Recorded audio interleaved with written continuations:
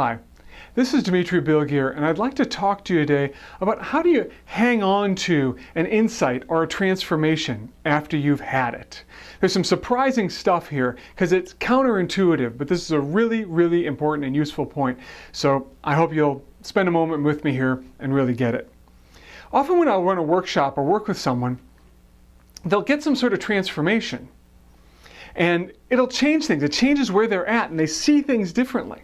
But then sometimes when I talk to them later, they'll say, well, you know, I really tried to be in that new energy. I really tried to be in that insight, like with my family or with my wife or with whatever they're up against that they're working on. I really tried to be in that, but it just didn't seem to work. I just couldn't seem to hang on to it. Have you ever felt that way? Like you're trying to hang on to some insight that you got or some new energy you're feeling? Well, it's really understandable to do that. But the first thing to get about that is that trying to hang on to an insight or an energy doesn't work. And the reason it doesn't work is because it's a static thing to do. It's trying to hold on to something from the past. And the problem with that is that life is a moving target. And what I mean by that is that life doesn't hold still. You have relationships with people, but they're new creations every time you interact with them. That person's really a new person. And if you don't believe me, think about interacting with kids or parenting. Every time you interact with your kids, they're new. It's a new creation all the time. Or if you want to be at peace, being at peace is something you have to pursue consistently. It isn't just like I did a piece of work. Now I have a great relationship with my spouse. Never have to think about it again. Or I've done a piece of personal work and I figured out parenting and now I'm there. Or I figured out being at peace. Or I figured out being a generative businessman or businesswoman or whatever it is. Life is a moving target. So when you say, I had this insight yesterday, I want to grab it and be in that thing right now, you're actually not looking at your life.